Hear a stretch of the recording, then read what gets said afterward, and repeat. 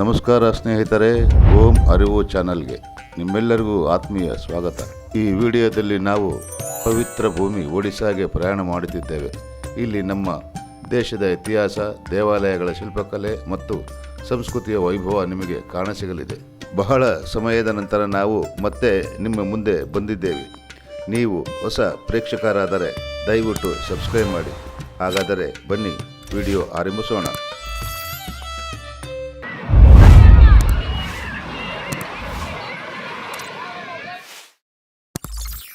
ಇದು ನನ್ನ ಜೀವನದಲ್ಲಿ ಮೊದಲ ಬಾರಿ ಪುರಿ ಜಗನ್ನಾಥ ಪವಿತ್ರ ನಾಡಿಗೆ ಕಾಲಿಟ್ಟ ಕ್ಷಣ. ಸ್ನೇಹಿತರೆ, ಒರಿಸ್ಸಾ ರಾಜ್ಯದ ಈ ಪುಟ್ಟ ನಗರ, ಆದರೆ ಇದರೊಳಗೆ ಅಡಗಿದೆ ಸಾವಿರಾರು ವರ್ಷಗಳ ಭಕ್ತಿ, ಇತಿಹಾಸ ಮತ್ತು ಅದ್ಭುತ ನಂಬಿಕೆಗಳು. ಪುರಿ ಜಗನ್ನಾಥ ದೇವಸ್ಥಾನ ಹಿಂದೂ ಧರ್ಮದ 4 ಧಾಮಗಳಲ್ಲಿ ಒಂದಾದ ಈ ಕ್ಷೇತ್ರವನ್ನು ಮೋಕ್ಷದ್ವಾರ ಎಂದು ಕರೆಯಲಾಗುತ್ತದೆ. ಈ ದೇವಸ್ಥಾನದಲ್ಲಿ ನೆಲೆಸಿರುವವರು ಜಗನ್ನಾಥ, ಬಲಭದ್ರ ಮತ್ತು ಸುಭದ್ರಾ ದೇವಿಗಳು. ಇಲ್ಲಿ ದೇವರು ರಾಜನಲ್ಲ, ಭಕ್ತರ ಮನೆಯವನು. ಈ ದೇವಾಲಯದ ಇತಿಹಾಸ ಆರಂಭವಾಗುತ್ತದೆ ರಾಜ ಇಂದ್ರದುಮ್ನನ ಕಾಲದಿಂದ. ದೇವರು ಸ್ವಯಂ ಪ್ರತ್ಯಕ್ಷವಾದ ಕಥೆಗಳು ಇಲ್ಲಿಯ ಗೋಡೆಗಳಲ್ಲಿ ಜೀವಂತವಾಗಿವೆ. ಇಲ್ಲಿನ ಮಹಾಪ್ರಸಾದ ಲೋಕದ ಅತಿ ದೊಡ್ಡ ಅಡುಗೆ ಮನೆಯಲ್ಲಿಯೇ ತಯಾರಾಗುತ್ತದೆ. ಅಗ್ನಿಯಲ್ಲಿ ಬೇಯಿಸಿದ ಅನ್ನ ಯಾವ ವಿಜ್ಞಾನಕ್ಕೂ ಸವಾಲು ಹಾಕುವ ಪದ್ಧತಿಯಲ್ಲಿ ಇಂದಿಗೂ ತಾಜಾ ಇರುತ್ತದೆ. ಪ್ರತಿ ವರ್ಷ ನಡೆಯುವ ರಥಯಾತ್ರೆ ಲಕ್ಷಾಂತರ ಭಕ್ತರನ್ನು ಒಂದೇ ದಾರಿಗೆ ಕರೆತರುತ್ತದೆ. ಅಲ್ಲಿ ದೇವರು ಕೂಡ ಸಾಮಾನ್ಯ ಜನರಂತೆ ಬೀದಿಗೆ ಇಳಿದು ಬರುತ್ತಾನೆ. ಈ ದೇವಸ್ಥಾನಕ್ಕೆ ಕಾಲಿಟ್ಟಾಗ ನಾನು ಪ್ರವಾಸಿಗನಲ್ಲ, ಒಬ್ಬ ಭಕ್ತನಾಗಿದ್ದೆ. ಮೊದಲ ಬಾರಿಗೆ ನೋಡಿದ ಜಗನ್ನಾಥನ ಕಣ್ಣುಗಳಲ್ಲಿ ಒಂದು ವಿಚಿತ್ರ ಶಾಂತಿ, ಒಂದು ಅನಿರ್ವಚನೀಯ ಅನುಭವ. ಇದು ಕೇವಲ ದೇವಸ್ಥಾನವಲ್ಲ, ಇದು ಭಕ್ತಿ, ಇತಿಹಾಸ ಮತ್ತು ನಂಬಿಕೆಯ ಜೀವಂತ ರೂಪ. ಜೈ ಜಗನ್ನಾಥ. ಈ ಪವಿತ್ರ ಭೂಮಿಗೆ ಕಾಲಿಟ್ಟ ಕ್ಷಣದಿಂದಲೇ ನನ್ನ ಮನಸ್ಸು ಮೌನವಾಗಿ ಮಾತನಾಡಲು ಆರಂಭಿಸಿತು. ಈ ದೇವಾಲಯದ ಗೋಪುರಗಳು ಕೇವಲ ಕಲ್ಲಿನಿಂದ ನಿರ್ಮಿತವಾದ ರಚನೆಗಳಲ್ಲ, ಅವು ಸಾವಿರಾರು ವರ್ಷಗಳ ನಂಬಿಕೆ, ತಪಸ್ಸು, ಶ್ರಮ ಮತ್ತು ಭಕ್ತಿಯ ಜೀವಂತ ಸಾಕ್ಷಿಗಳು.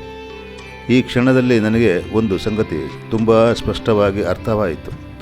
ನಾವು ಬದುಕಿನ ಓಟದಲ್ಲಿ ಎಷ್ಟೋ ವಿಷಯಗಳನ್ನು ಹಿಂಬಾಲಿಸುತ್ತಾ ನಮ್ಮ ದೇಶದ ಅದ್ಭುತಗಳನ್ನು ನೋಡಲು ಸಮಯವನ್ನೇ ತೆಗೆದುಕೊಳ್ಳುವುದಿಲ್ಲ. ಇಂದು ಇಲ್ಲಿ ನಿಂತು ಈ ಶಿಲ್ಪಗಳನ್ನು ನೋಡುತ್ತಾ ನನಗೆ ಅನಿಸಿತು, ಭಾರತ ಎಂದರೆ ಕೇವಲ ಒಂದು ದೇಶವಲ್ಲ. ಭಾರತ ಒಂದು ಭಾವನೆ, ಒಂದು ಆತ್ಮ, ಒಂದು ನಿರಂತರ ಪ್ರೇರಣೆ. ಈ ದೇವಾಲಯದ ಗೋಡೆಗಳ ಮೇಲೆ ಕೆತ್ತಿರುವ ಪ್ರತಿಯೊಂದು ಶಿಲ್ಪವೂ ನಿಧಾನವಾಗಿ ನೋಡು, ಅರ್ಥ ಮಾಡಿಕೋ ಎಂದು ಹೇಳುವಂತೆ ಇದೆ. ಇಲ್ಲಿ ತಂತ್ರಜ್ಞಾನವಿಲ್ಲ, ಆದರೆ ಜ್ಞಾನ ಅಪಾರವಾಗಿದೆ. ಇಲ್ಲಿ ವೈಭವವಿಲ್ಲ, ಆದರೆ ಶಾಂತಿ ಅಪಾರವಾಗಿದೆ. ನಾವು ಎಲ್ಲೋ ದೂರದ ದೇಶಗಳಿಗೆ ಹೋಗಿ ಸುಂದರತೆ ಹುಡುಕುತ್ತೇವೆ, ಶಾಂತಿ ಹುಡುಕುತ್ತೇವೆ. ಆದರೆ ನಮ್ಮದೇ ದೇಶದಲ್ಲಿ ಒಡಿಶಾ, ಕಾಶಿ, ಹಂಪಿ, ಮಧುರೈ, ಕೋನಾರ್ಕ್, ತಂಜಾವೂರು, ಪ್ರತಿ ದೇವಾಲಯವೂ ಒಂದು ವಿಶ್ವವಿದ್ಯಾಲಯದಂತೆ ನಿಂತಿದೆ. ಈ ಸ್ಥಳಕ್ಕೆ ಬಂದ ಮೇಲೆ ನನಗೆ ಅರ್ಥವಾಯಿತು, ನಾವು ಹೊರಗೆ ಹೋಗಲೇಬೇಕು, ಸ್ವಲ್ಪ ಸಮಯ ತೆಗೆದುಕೊಳ್ಳಲೇಬೇಕು. ನಮ್ಮ ಮೊಬೈಲ್ಗಳನ್ನು ಕೆಳಗೆ ಇಟ್ಟು, ನಮ್ಮ ಬೇಗುದಿಯನ್ನು ಬದಿಗಿಟ್ಟು ಈ ಮಣ್ಣಿನ ಮಾತನ್ನು ಕೇಳಲೇಬೇಕು. ಯಾಕೆಂದರೆ ಇಂತಹ ಸ್ಥಳಗಳು ನಮಗೆ ನಾವು ಯಾರೋ ಅನ್ನೋದನ್ನು ನೆನಪಿಸುತ್ತವೆ. ನಮ್ಮ ಮೂಲಗಳು ಎಷ್ಟು ಗಟ್ಟಿಯಾಗಿವೆ ಅನ್ನೋದನ್ನು ತಿಳಿಸುತ್ತದೆ. ನಮ್ಮ ಸಂಸ್ಕೃತಿ ಎಷ್ಟು ಆಳವಾಗಿದೆ ಅನ್ನೋದನ್ನು ಆರಿಸುತ್ತದೆ. ಈ ದೇವಾಲಯದ ಮುಂದೆ ನಿಂತು ನನಗೆ ಅನಿಸಿತು, ನಾವು ದೊಡ್ಡವರಾಗೋದು ಹಣದಿಂದಲ್ಲ, ನಾವು ದೊಡ್ಡವರಾಗೋದು ನಮ್ಮ ಅರ್ಥೈಸುವ ಶಕ್ತಿಯಿಂದ. ನಮ್ಮ ಇತಿಹಾಸವನ್ನು ತಿಳಿದು, ನಮ್ಮ ಪರಂಪರೆಯನ್ನು ಗೌರವಿಸಿ, ನಮ್ಮ ಭಾರತವನ್ನು ನೋಡುವ ದೃಷ್ಟಿಯನ್ನು ಬೆಳೆಸಿದಾಗ. ಇಂದು ನಾನು ಇಲ್ಲಿ ನಿಂತು ಒಂದು ವಾಗ್ದಾನ ಮಾಡಿಕೊಂಡಿದ್ದೇನೆ, ಇದು ನನ್ನ ಕೊನೆಯ ಪ್ರವಾಸವಲ್ಲ. ಭಾರತವನ್ನು ನೋಡುವ ನನ್ನ ಪ್ರಯಾಣಕ್ಕೆ ಇದು ಒಂದು ಆರಂಭ ಮಾತ್ರ. ಯಾಕೆಂದರೆ ಈ ದೇಶದಲ್ಲಿ ನೋಡಲು ಇನ್ನೂ ಸಾವಿರಾರು ದೇವಾಲಯಗಳಿವೆ, ಕೇಳಲು ಇನ್ನೂ ಲಕ್ಷಾಂತರ ಕಥೆಗಳಿವೆ, ಅನುಭವಿಸಲು ಇನ್ನೂ ಅನೇಕ ಅದ್ಭುತಗಳಿವೆ. ನಾವು ಹೊರಗೆ ಹೋಗೋಣ, ನಮ್ಮ ಭಾರತವನ್ನು ನೋಡೋಣ, ನಮ್ಮ ಬೇರುಗಳನ್ನು ಮತ್ತೆ ಒಮ್ಮೆ ಸ್ಪರ್ಶಿಸೋಣ.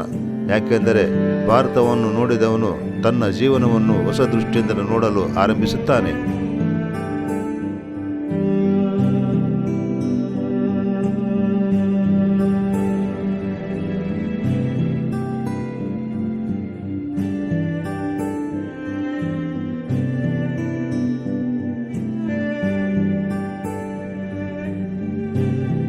ಸ್ನೇಹಿತರೆ, ನೀವು ಒರಿಸ್ಸಾಗೆ ಭೇಟಿ ನೀಡಲು ಬಯಸಿದರೆ ಈ ಸ್ಥಳವನ್ನು ತಪ್ಪದೇ ಭೇಟಿ ಮಾಡಬೇಕು.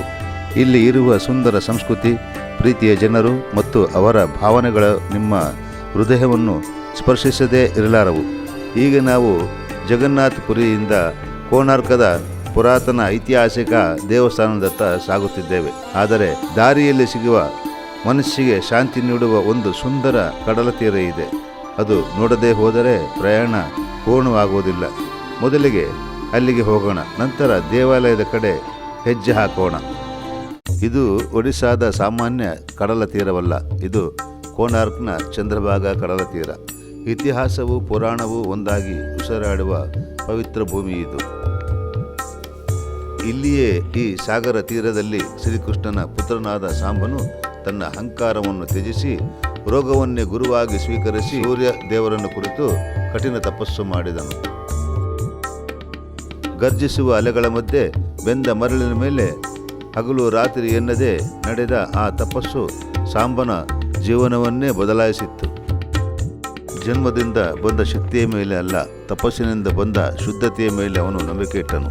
ಅದಕ್ಕಾಗಿಯೇ ಈ ಚಂದ್ರಭಾಗ ಕಡಲ ತೀರ ಇಂದಿಗೂ ಹೇಳುತ್ತದೆ ಒಂದು ಸತ್ಯವನ್ನು: ದೈವಿಕ ಅನುಗ್ರಹಕ್ಕೆ ರಾಜವಂಶ ಸಾಕಾಗದು, ನಿಜವಾದ ಭಕ್ತಿ ಮತ್ತು ತಪಸ್ಸು ಬೇಕು. ಶ್ರೀಕೃಷ್ಣನ ಪುತ್ರನಾಗಿದ್ದರೂ ಸಾಂಬನು ತಪಸ್ಸಿನ ಮಾರ್ಗವನ್ನೇ ಆರಿಸಿಕೊಂಡನು. ಅದುವೇ ಒರಿಸ್ಸಾದ ಈ ಭೂಮಿಯ ಮಹಿಮೆ. ಇದೇ ಈ ಕಡಲ ತೀರದ ನಿಜವಾದ ಮಹಿಮೆ ಸ್ನೇಹಿತರೆ. ಅದಕ್ಕಾಗಿಯೇ ಈ ಚಂದ್ರಭಾಗ ಕಡಲ ತೀರ ಇಂದಿಗೂ ಹೇಳುತ್ತದೆ ಒಂದು ಸತ್ಯವನ್ನು: ದೈವಿಕ ಅನುಗ್ರಹಕ್ಕೆ ರಾಜವಂಶ ಸಾಕಾಗದು, ನಿಜವಾದ ಭಕ್ತಿ ಮತ್ತು ತಪಸ್ಸು ಬೇಕು. ಶ್ರೀಕೃಷ್ಣನ ಪುತ್ರನಾಗಿದ್ದರೂ ಸಾಂಬನು ತಪಸ್ಸಿನ ಮಾರ್ಗವನ್ನೇ ಆರಿಸಿಕೊಂಡನು. ಗರ್ಜಿಸುವ ಸಾಗರದ ಅಲೆಗಳು ಇನ್ನೂ ಮಾತನಾಡುತ್ತಿವೆ.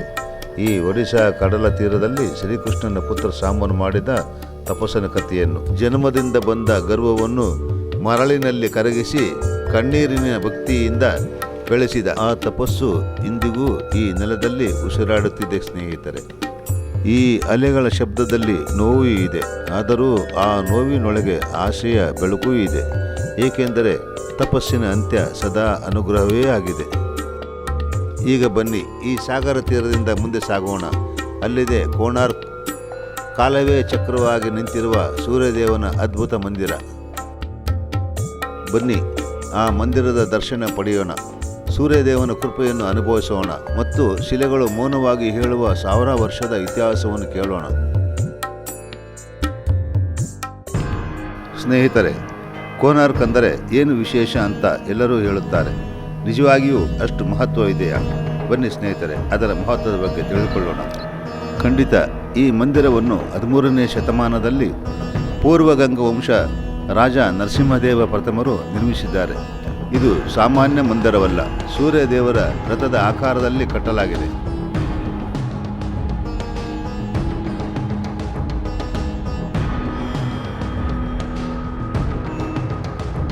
ಇದಕ್ಕೆ 12 ಜೋಡಿ ಕಲ್ಲಿನ ಚಕ್ರಗಳು ಮತ್ತು 7 ಕುದುರೆಗಳ ಶಿಲ್ಪಗಳು ಇವೆ. ಪ್ರತಿಯೊಂದು ಚಕ್ರವು ಸಮಯವನ್ನು ಸೂಚಿಸುತ್ತದೆ. ಇದುವೇ ಇಲ್ಲಿನ ವಿಶೇಷತೆ. ಬನ್ನಿ ನೋಡೋಣ.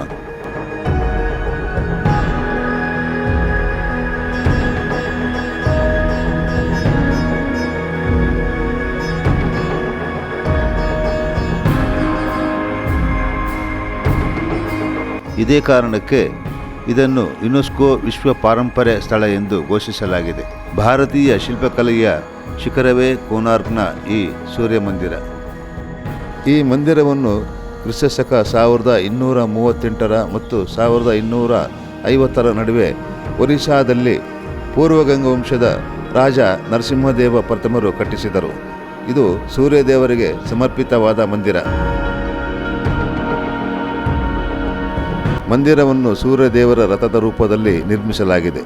12 ಜೋಡಿ ಕಲ್ಲಿನ ಚಕ್ರಗಳು, 7 ಕುದುರೆಗಳು, ಇವೆಲ್ಲವೂ ಕಾಲ ಮತ್ತು ಬ್ರಹ್ಮಾಂಡ ಚಲನೆಗೆ ಸಂಕೇತ. ಇಷ್ಟು ದೊಡ್ಡ ಮಂದಿರ ಇಂದು ಯಾಕೆ ಸಂಪೂರ್ಣವಾಗಿ ಇಲ್ಲ?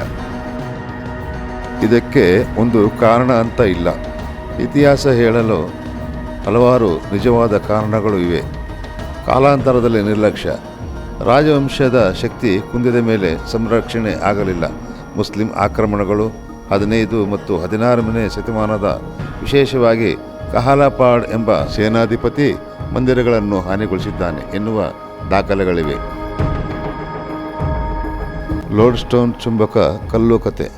ಇದು ಮಂದಿರದ ಶಿಖರದಲ್ಲಿ ಇತ್ತು ಎನ್ನಲಾಗುತ್ತದೆ. ಆದರೆ ಇದು ಪುರಾಣ ಮತ್ತು ಕಥೆಯ ಭಾಗ, ಪೂರ್ತಿ ಸಾಬೀತಾಗಿಲ್ಲ. ಸಮುದ್ರದ ಹತ್ತಿರ ಇರುವಿಕೆ, ಉಪ್ಪು ಗಾಳಿ, ಬಿರುಗಾಳಿ ಕಾಲಕ್ರಮೇಣ ಶಿಥಿಲಗೊಂಡಿದೆ. ಇಂದು ನಾವು ನೋಡುವುದು ಅವಶೇಷಗಳು ಮಾತ್ರ. ಆದರೂ ಇದು ಭಾರತೀಯ ಶಿಲ್ಪಕಲೆಯ ಶಿಖರ. ಅದಕ್ಕೆ ಯುನೆಸ್ಕೋ ಇದನ್ನು ವಿಶ್ವ ಪಾರಂಪರ್ಯ ಸ್ಥಳ ಎಂದು ಗುರುತಿಸಿದೆ.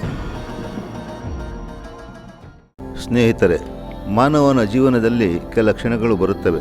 ಅವು ನಮಗೆ ಹೊರಗಿನ ಲೋಕವನ್ನು ಅಲ್ಲ, ನಮ್ಮೊಳಗಿನ ಸತ್ಯವನ್ನು ತೋರಿಸುತ್ತವೆ. ಒರಿಸ್ಸಾದ ಪವಿತ್ರ ಭೂಮಿಯಲ್ಲಿ ನಾನು ಅನುಭವಿಸಿದ ಈ ಆಧ್ಯಾತ್ಮಿಕ ಪಯಣ ಒಂದು ಸ್ಥಳದ ಸ್ಮರಣೆಯಿಲ್ಲ, ಅದು ಆತ್ಮವನ್ನು ತಲುಪಿದ ಅನುಭವ. ಈ ಅನುಭವವೇ ಇಂದು ಓಂ ಅರಿವಿನ ರೂಪದಲ್ಲಿ ನಿಮ್ಮವರೆಗೆ ಬಂದಿರುವುದು. ಈ ವಿಡಿಯೋ ನೋಡುತ್ತಾ ನಿಮ್ಮ ಮನಸ್ಸು ಕ್ಷಣ ಮಾತ್ರಕ್ಕಾದರೂ ಮೌನವಾದರೆ, ನಿಮ್ಮ ಉಸಿರು ಸ್ವಲ್ಪ ಶಾಂತವಾದರೆ, ನಿಮ್ಮೊಳಗಿನ ಒಂದು ಪ್ರಶ್ನೆ ಅಥವಾ ಪ್ರಾರ್ಥನೆ ಹುಟ್ಟಿದರೆ, ಅದೇ ಈ ಪ್ರಯಾಣದ ನಿಜವಾದ ಫಲ. ನಾನು ಇಲ್ಲಿ ಏನನ್ನೂ ಕಲಿಸಲು ಬಂದಿಲ್ಲ, ನಿಮ್ಮೊಳಗಿನ ಅರಿವನ್ನು ಜಾಗೃತಗೊಳಿಸಲು ಮಾತ್ರ ಬಂದಿದ್ದೇನೆ. ಆಧ್ಯಾತ್ಮಿಕತೆ ಎಂದರೆ ಪಲಾಯನವಲ್ಲ, ಅದು ಬದುಕನ್ನು ಇನ್ನಷ್ಟು ಆಳವಾಗಿ ಬದುಕುವ ಶಕ್ತಿ. ಈ ಚಾನಲ್ನಲ್ಲಿ ನಾವು ದೇವರನ್ನು ಹುಡುಕುವುದಿಲ್ಲ, ನಮ್ಮೊಳಗಿನ ದಿವ್ಯತೆಯನ್ನು ಅನುಭವಿಸುತ್ತೇವೆ.